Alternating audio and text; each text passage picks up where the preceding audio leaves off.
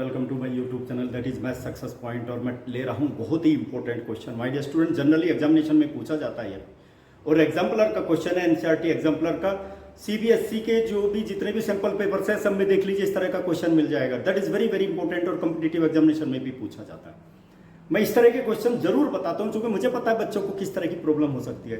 तो इसलिए math success point देखेंगे ना चैनल, तो किसी तरह का कोई प्रॉब्लम ही नहीं होगी। मुझे पता है किस तरह के प्रॉब्लम्स बच्चों को फेस करनी पड़ती है, वो सारी की सारी सॉल्व कर देता हूं मैं। Polynomial is given, right the value of this one. देखिए इसकी वैल्यू निकालनी है, बहुत इंपॉर्टेंट है माय डियर स्टूडेंट, याद रखना। इसकी वैल्यू निकालनी है, b² - 4ac की वैल्यू क्या होगी, जस्टिफाई योर आंसर। एक चीज मैं बार बार अपनी वीडियो में बता रहा हूं माय डियर स्टूडेंट, जो भी लीनियर पॉलिनोमियल उसकी डिग्री क्या होती है, हाईएस्ट पावर ऑफ x और y, वेरिएबल की जो पावर होती है दैट इज 1। कितनी जीरोज होंगी, 1 जीरो होगी।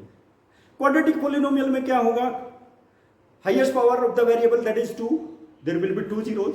तो इसकी भी 2 जीरोज हो। You will have to count the number of points, केवल नंबर ऑफ पॉइंट्स काउंट करना, कितने पॉइंट पर ग्राफ एक्स एक्सिस को इंटरसेक्ट कर रहा है, कट कर रहा है। उसका जो एक्स कोऑर्डिनेट होगा ना that will be the zero of the polynomial. मुझे बता दीजिए माय डियर स्टूडेंट, ये ग्राफ तो केवल एक ही पॉइंट पे इंटरसेक्ट कर रहा है, लेकिन यहां तो क्या है, क्वाड्रेटिक पॉलिनोमियल 2 जीरो होनी चाहिए और यहां पर कट कर रहा है केवल एक पॉइंट पर, तो यहां तो 1 जीरो आएगी। तो my dear student confusion create हो जाएगा, तो इसलिए ध्यान दीजिए। इसीलिए मैंने इस क्वेश्चन का सॉल्यूशन मैं आप लोगों को बता रहा हूं। माय डियर स्टूडेंट, मैं एक फिगर और बनाऊंगा, ट्राई टू अंडरस्टैंड। अब देखिए इसी तरह की फिगर बनाऊंगा। This is the figure. ये क्या करती है, P और P डैश पर इंटरसेक्टेड। ये एक्स एक्सिस है हमारा और ये वाई एक्सिस है, X dash. My dear student, कितने पॉइंट पर इंटरसेक्ट कर रही है बता दीजिए। There are 2 points, there will be 2 zeros. एक तो पॉइंट ये होगा एक्स एक्सिस पर, एक ही होगा, there are 2 zero. This graph, इसके लिए लिखूंगा माय डियर स्टूडेंट, इस ग्राफ के लिए the graph intersect X axis at 2 points. क्योंकि एक एक चीज बताऊंगा तभी तो समझ में आएगा। 2 points, what are the points, P and P dash. ठीक है, there will be 2 zeros automatically, क्योंकि ये भी क्वाड्रेटिक पॉलिनोमियल है। There are 2 zeros, there are 2 zeros of polynomial.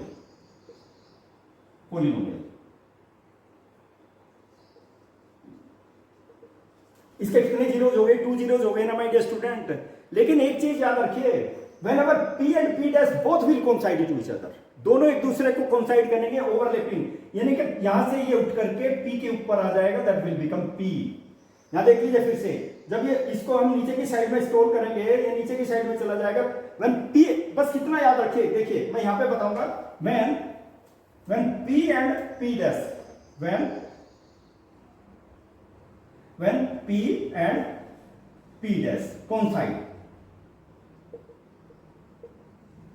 to each other, कितने पॉइंट हो जाएंगे, there will be only one point which will be common, then there will be only one point at which graph cuts x axis, which is the common point. My dear student, देखिए P and P dash will coincide to each other, okay? Then there will be what? There will be only one point at which the graph cuts x axis, which will be the common point. चूंकि P और P dash एक दूसरे को overlap कर रहे हैं, coincide कर रहे हैं, तो क्या होगा, there will be only 1 point.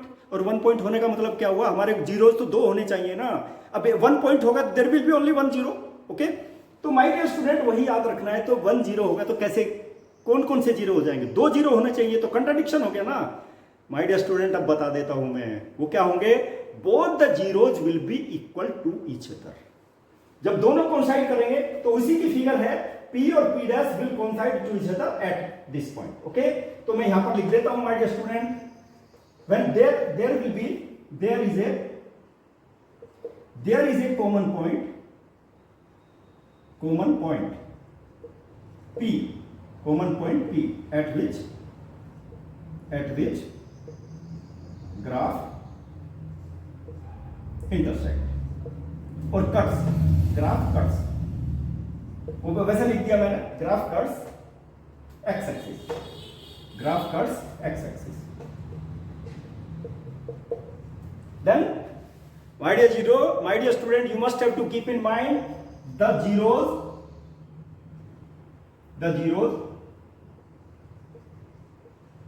are equal.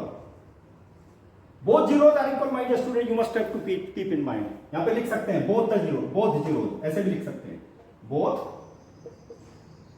both zeros are equal. दोनों इक्वल हो जाएंगे। और इक्वल के केस में माय डियर्स पता है, when A X square plus B X plus C that is a polynomial.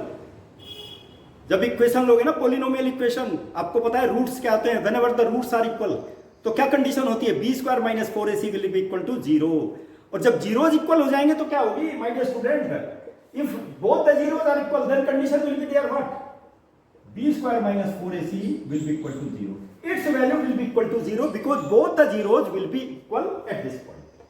याद रखना, मैंने बहुत इंपॉर्टेंट चीज बताई है my dear student, this is the very best solution of the question.